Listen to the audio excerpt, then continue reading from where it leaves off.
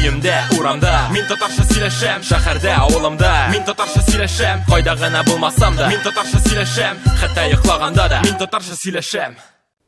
Сәлам, минем исемем Илсур һәм хәзер без сезнең белән татар телен өйрәнербез. Бүген мин сезне тагын берничә фигыль белән таныштырачакмын. Татар телендә алыш-биреш, килделе-киттеле, күренер-күренмәс дигән парлы сүзләр бар. Әйдәгез без аларның аңлатмаларын җентекләп өйрәник. Киттек. Итак, сначала разберем парное слово «алыш-биреш». Его можно услышать в беседе, связанной с куплей-продажей или обменом. Алырга – to take, брать. Алырга – to take, брать. Бирергә – to give, давать.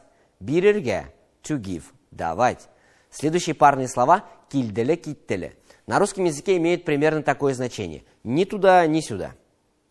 Килергә – to arrive, приехать. Килергә – to arrive, приехать. Китәргә – to leave, уехать. Китәргә – to leave, уехать. Парные слова «күренер-күренмәс» в основном используются в тех случаях, когда мы не можем увидеть четко какой-либо объект издалека. Күрергә – to see, видеть. Күрергә – to see, видеть. Күрмәскә – do not see, не видеть. Күрмәскә – do not see, не видеть. Хәтта йоклаганда да, мин татарша сөйләшәм. Итак, повторим пройденные сегодня слова.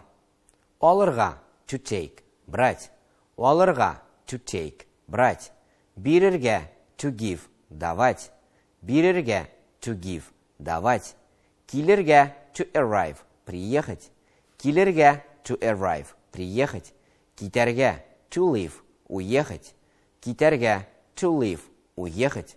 Күрергә – to see, видеть. Күрергә – to see, видеть. Күрмәскә – do not see, не видеть. Күрмәскә – do not see, не видеть. Үйімде, урамда, мин татарша сөйләшәм. Шәһәрдә, авылымда, мин татарша сөйләшәм.